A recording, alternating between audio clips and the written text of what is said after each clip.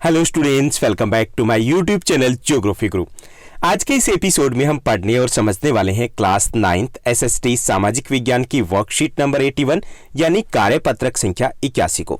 इस वर्कशीट में हम अपना चैप्टर ज्योग्राफी का 5th चैप्टर प्राकृतिक वनस्पति तथा वन्य जीव उसको जारी रखेंगे। इस चैप्टर से रिलेटेड कुछ और क्वेश्चन हम डिस्कस करने वाले हैं।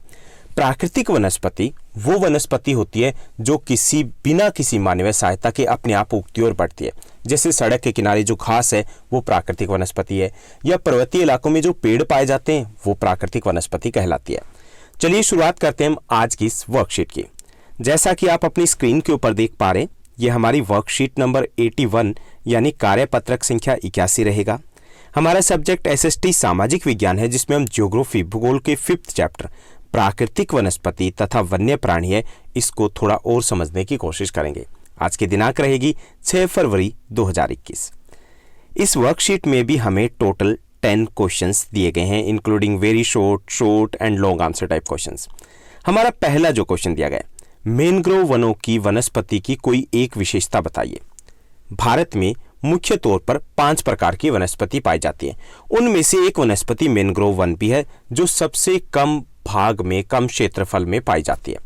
इसकी 2 विशेषताएं हम लिखेंगे, इनमें से कोई एक विशेषता आप लिख सकते हो। पहली कि इन वनों को तटीय वन, ज्वारीय वन और डेल्टाई वन भी कहा जाता है, क्योंकि तटीय इलाकों में होते हैं, क्योंकि इनमें ज्वारीय पानी है वो पहुंचता है, क्योंकि डेल्टाई इलाकों में पाए जाते हैं, तो इसलिए इनको तटीय, ज्वारीय या डेल्टाई वन भी कहा जाता है। दूसरी विशेषता है सुंदरी नामक वृक्ष इस वन का प्रमुख वृक्ष होता है। सुंदरवन का डेल्टा आपने नाम सुना होगा, विश्व का सबसे बड़ा डेल्टा है। उसको सुंदरवन का डेल्टा क्यों कहते हैं? क्योंकि वहां पर सुंदरी नामक वृक्ष पाया जाता है। तो इन वनों का प्रमुख वृक्ष होता है सुंदरी नामक वृक्ष। तो कोई एक विशेषता आप लिख सकते हो। उसके बाद दूसरा प्रश्न दिया गया, सिनकोना के वृक्ष कितनी वर्षा वाले क्षेत्र में पाए जाते हैं? तो यहां पर हमें 4 ऑप्शन दिए गए, 100 सेंटीमीटर से अधिक, 70 सेंटीमीटर से अधिक, 50 सेंटीमीटर से अधिक और 50 सेंटीमीटर से कम। हमारा उत्तर क्या रहेगा?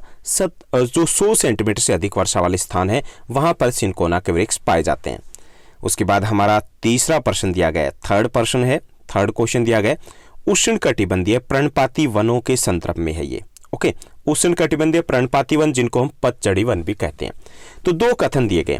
पहला कथन दिया गया, इन वनों को मानसूनी वन भी कहते हैं। बिल्कुल सही है ये। दूसरा कथन, जो ये वन उन क्षेत्रों में पाए जाते हैं जहां वार्षिक वर्षा 70 सेंटीमीटर से कम होती है, तो ये बिल्कुल सही नहीं है। ओके, तो यहां पर हमें बताना है कि कौन सा कथन या कौन से कथन सही है। तो इसमें हमारा उत्तर क्या रहेगा? केवल कथन संख्या 1 है वो सही है। उसके बाद चौथा प्रश्न दिया गया कि भारत में अधिकतर क्षेत्र पर किस प्रकार के वनों का विस्तार है, यानी हमें बताना है कि भारत में सर्वाधिक किस प्रकार की वनस्पति पाई जाती है। तो 4 ऑप्शन दिए गए, उष्णकटिबंधीय पर्णपाती वन, कंटीले वन, पर्वतीय वन और सदाबहार वन। तो इसमें हमारा उत्तर क्या रहेगा? उष्णकटिबंधीय पर्णपाती वन, जो भारत का मध्यवर्ती भाग है, पंजाब, हरियाणा, यूपी, झारखंड, मध्य प्रदेश, महाराष्ट्र, आंध्र प्रदेश, छत्तीसगढ़, तेलंगाना, तमिलनाडु, कर्नाटक, इन सभी राज्यों में उष्णकटिबंधीय पर्णपाती वन पाए जाते हैं। तो ये सर्वाधिक जो क्षेत्रफल है उसमें फैले हुए हैं। उसके बाद 5वां जो प्रश्न दिया गया है, हमारा 5वां प्रश्न है, भारत के किस केंद्र शासित प्रदेश में वनों का क्षेत्रफल सबसे कम है? यहाँ पे परसेंटेज वाइज बात की जाएगी, क्योंकि जो एरिया है, साइज है, वो सबका अलग अलग है। तो हमें बताना है कि किसमें। तो दिल्ली में जो वनों का क्षेत्रफल है वो लगभग 12.9% है, 12.9%। चंडीगढ़ की बात करें लगभग 18% है। यहाँ पर अंडमान एंड निकोबार में लगभग 80% जो भूभाग है उस पर वन पाए जाते हैं। दमन और दीव में भी लगभग 18% भूभाग के ऊपर वन पाए जाते हैं। तो हमारा उत्तर रहेगा क, दिल्ली 12.9% भूभाग पर वन पाए जाते हैं। तो यहाँ पर वनों का क्षेत्रफल सबसे कम है। उसके बाद हमारा छठा प्रश्न है। छठे प्रश्न में हमें एक अनुच्छेद दिया गया, इस अनुच्छेद को पढ़ना है और उस पर आधारित 4 आसान से प्रश्न है जिनको हल करना है। हमारा देश भारत विश्व के मुख्य जैव विविधता वाले देशों में से एक है। यहाँ जैव विविधता है, भारत मुख्य जैव विविधता वाले देशों में से एक है। लगभग 47,000 विभिन्न जातियों के पौधे यहाँ पर पाए जाते हैं और उसके कारण भारत विश्व में 10वें स्थान पर और एशिया के देशों में 4थे स्थान पर आता है। जैव विविधता होती है जैव जमा विविधता, जीव मतलब जीव जिसमें पेड़ पौधे और प्राणी जगत आ गया, और विविधता मतलब विभिन्न प्रकार के। तो एक इलाके में जितने अधिक प्रकार के पेड़ पौधे और प्राणी पाए जाएंगे तो उसे बोलते हैं जैव विविधता वहां पर। तो भारत में जैव विविधता काफी अधिक पाई जाती है, और यहाँ पर 47,000 के जो प्रकार के पौधे हैं, 47,000 जो प्रजातियां पौधों की पाई जाती है, और इस आधार पर हम विश्व में 10वें स्थान पर आते हैं। एशिया के देशों की बात करें तो हम 4थे स्थान पर आते हैं। इसके साथ साथ भारत में लगभग 15,000 प्रकार के फूलों वाले पौधे भी पाए जाते हैं, जो विश्व के फूलों वाले पौधों का 6% होता है। इसके साथ साथ भारत में बिना फूलों वाले पौधे जैसे कि फर्न, शैवाल, कवक इत्यादि भी पाए जाते हैं। भारत में अगर वन्य जीवों की बात करें तो 90,000 के आसपास प्रजातियां वन्य जीवों की पाई जाती है, और लगभग 2,500 के आसपास विभिन्न प्रकार की मछलियां भी भारत में पाई जाती है। तो इस आधार पर हम कह सकते हैं कि भारत जैव विविधता में काफी धनी है। अब हम इस पर आधारित कुछ प्रश्नों को हल करेंगे।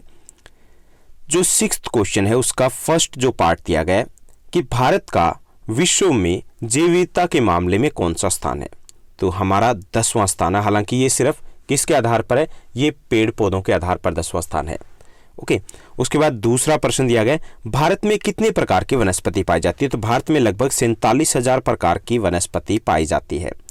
उसके बाद तीसरा जो प्रश्न दिया गया भारत में पाए जाने वाले बिना फूलों वाले 2 पौधों के नाम लिखिए, तो फर्न और शैवाल ऐसे 2 पौधे हैं जो बिना फूलों वाले हैं। उसके बाद हमारा नेक्स्ट क्वेश्चन दिया गया 4th है, 6th क्वेश्चन का 4th पार्ट है भारत जैव विविधता वाला देश है। इस कथन को उपरोक्त अनुच्छेद के आधार पर स्पष्ट करना हमें। भारत में लगभग 47,000 प्रकार के पौधे और लगभग 90,000 प्रकार की जातियों के जानवर पाए जाते हैं। इस आधार पर हम कह सकते हैं कि भारत जैव विविधता वाले देशों में से एक है। उसके बाद 7th क्वेश्चन हमें दिया गया 7वां प्रश्न है भारत में पाई जाने वाली वनस्पति तथा वन्य प्राणियों में विविधता किन कारणों से, भारत में इतनी अधिक जैव विविधता पाई जाती है, इतनी अधिक जैव विविधता पाए जाने के कारण क्या है। पहला कारण है भारत का विशाल आकार। भारत विश्व का 7वां सबसे बड़ा देश है। विशाल आकार के कारण भारत के अलग अलग भागों में अलग अलग प्रकार की वनस्पति और वन्य जीव पाए जाते हैं, इसके कारण जैव विविधता वो अधिक है। दूसरा कारण है जलवायु विविधता। भारत के विशाल आकार के साथ साथ जलवायु में भी विविधता पाई जाती है। कुछ इलाके हैं जहाँ 400 सेंटीमीटर से अधिक बारिश होती है, बहुत सारे इलाके हैं जहाँ पे 10 सेंटीमीटर भी वार्षिक वर्षा है उसकी भी अनिश्चितता होती है, गारंटी नहीं होती कि उतनी भी हो पाएगी। कुछ इलाके हैं जहाँ पर 100 से 200 सेंटीमीटर बारिश होती है। साथ ही साथ तापमान की बात करें, कुछ इलाके हैं जहाँ पे वर्ष पर एक जैसा तापमान रहता है, कुछ बहुत ठंडे इलाके हैं, कुछ बहुत गर्म इलाके हैं। तो जलवायु में विविधता के कारण भी देश के अलग अलग भागों में अलग अलग प्रकार के जो वन्य जीव तथा वनस्पति पाई जाती है। तीसरा, विभिन्न प्रकार की मिट्टियाँ। भारत में 8 प्रकार की मिट्टियाँ पाई जाती हैं, मुख्यतः 6 प्रकार की मिट्टियाँ। उस जो ये मिट्टियाँ हैं ये भी अलग अलग वनस्पति को सपोर्ट करती है, इसके कारण भी जैव विविधता है वो अधिक पाई जाती है। और चौथा कारण है स्थलाकृतिक विभिन्नता। पर्वतीय भाग, पठारी भाग, मरुस्थलीय भाग, तटीय भाग, द्वीप समूह, अलग अलग प्रकार के स्थलाकृतियाँ भारत में पाई जाती है, उच्च आवाज के लक्षण पाए जाते हैं, इससे भी भारत में जैव विविधता अधिक है। तो ये कुछ कारण है जिसके कारण भारत में इतनी अधिक जैव विविधता पाई जाती है। उसके बाद 8th क्वेश्चन रहेगा हमारा 8वां प्रश्न दिया गया कि भारत के पश्चिमी घाट की पश्चिमी ढलानों पर पूर्वी ढलानों की अपेक्षा अधिक सघन वनस्पति क्यों है।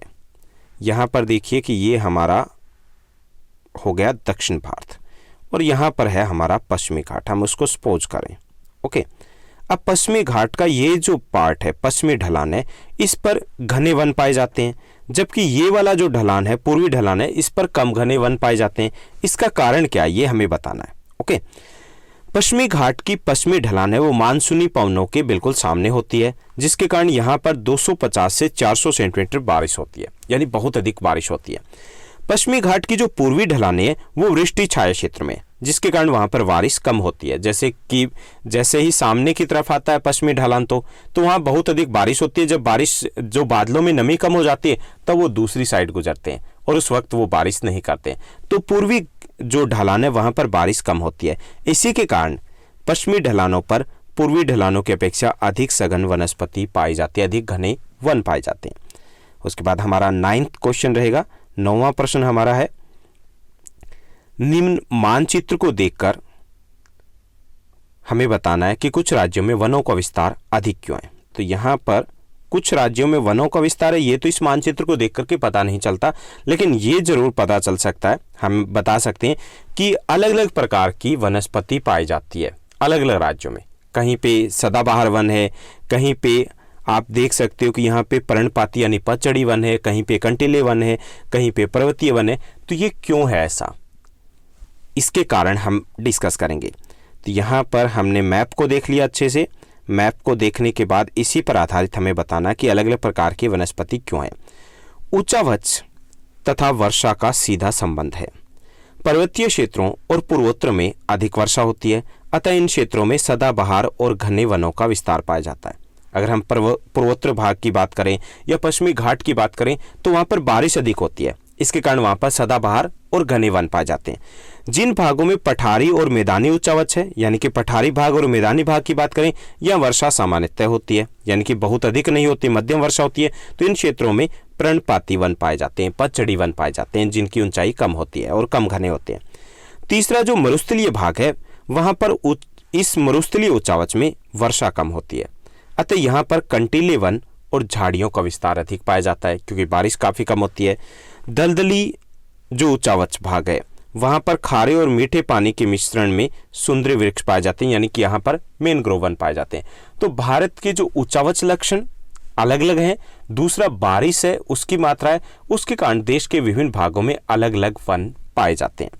उसके बाद हमारा नेक्स्ट क्वेश्चन रहेगा, ये 10th और लास्ट क्वेश्चन है इस वर्कशीट का। यहां पर दिया गया, भारत में बहुत संख्या में जीव तथा पादप प्रजातियां संकटग्रस्त है।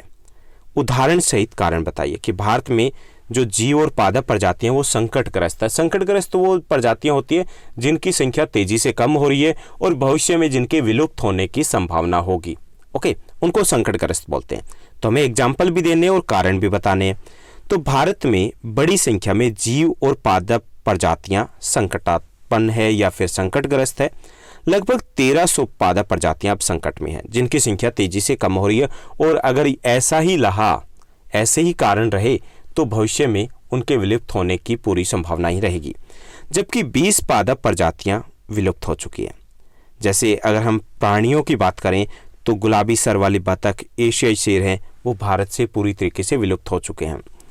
अब इनके संकटग्रस्त होने के कारण क्या है? तो इसके कुछ कारण है। पहला जो कारण है जनसंख्या वृद्धि। जनसंख्या में तेजी से वृद्धि हुई है और हमें रहने के लिए मकान चाहिए, हमें सड़कें चाहिए, हमें रेलवे चाहिए, और उसके कारण धीरे धीरे वनों को काटा गया। और वन आवास होते हैं, वन आवास हैं वन्य जीवों के, साथ साथ बहुत सारी जो पादप की प्रजातियां वो भी नष्ट हो गई। तो जनसंख्या वृद्धि एक बड़ा कारण है। दूसरा कारण है कृषि का विस्तार। ज़्यादा जनसंख्या मतलब ज़्यादा पेट मतलब ज़्यादा खाने वाले, और उसके लिए हमें ज़्यादा उत्पादन चाहिए। तो इसके लिए कृषि का विस्तार किया गया, खूब विस्तार किया गया। कहाँ किया गया? वनों को काट करके। इससे भी काफ़ी सारे पादप और जीव प्रजातियाँ वो संकट में आ गई।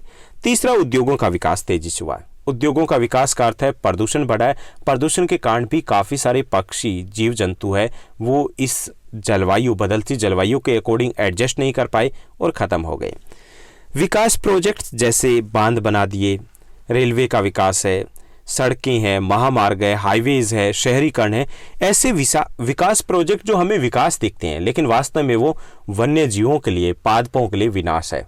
इसके कारण भी काफ़ी सारी जो पादप और जीव प्रजातियां वो संकटग्रस्त हो चुकी हैं। पांचवा कारण है जंगली जानवरों का बड़े पैमाने पर अवैध शिकार। हालांकि इस पर कानूनी तौर पर रोक है, लेकिन फिर भी बड़े पैमाने पर पर्वतीय राज्यों में और जो आंतरिक भाग है राज्यों के, वहाँ पर शिकार अब भी जारी है। इसके कारण भी काफ़ी सारी प्रजातियाँ संकटग्रस्त है। छठा कारण है प्रदूषण। जो हम केमिकल्स का प्रयोग करें या इंडस्ट्रीज़ है, उसके कारण भी बहुत सारी प्रजातियाँ हैं वो विलुप्त होने के कगार पर पहुँच चुकी है। तो ये थी हमारी आज की आसान सी वर्कशीट। उम्मीद करता हूँ आपकी स्टडी बेहतर चल रही होगी। ये वीडियो अगर आपको अच्छी लगी तो इस वीडियो को लाइक और शेयर करना मत भूलिएगा। ऐसे ही हमारे साथ बने रहिएगा। आपके काफ़ी सारे क्वेश्चंस होते हैं, जैसे अभी आपके एग्ज़ाम पास आने वाले हैं, रिवीजन कैसे करें या हम स्टडी कैसे करें, लॉन्ग आंसर टाइप क्वेश्चन हमें लर्न नहीं होते तो वो लर्न कैसे करें। तो ऐसे बहुत सारे क्वेश्चन का सॉल्यूशन हमने डिस्कस किया है, जिनके वीडियो आपको प्लेलिस्ट में मिलेगी ज्योग्राफी गुरु स्पेशल में। उसका लिंक मैंने डिस्क्रिप्शन बॉक्स में भी दे दिया है, वहाँ से आप उन वीडियोज़ को देख सकते हो, तो काफ़ी सारे आपके डाउट्स हैं वो क्लियर हो जाएंगे। उम्मीद करता हूँ आप ऐसे ही हमारे साथ बने रहेंगे। Thank you, bye bye, have a nice day.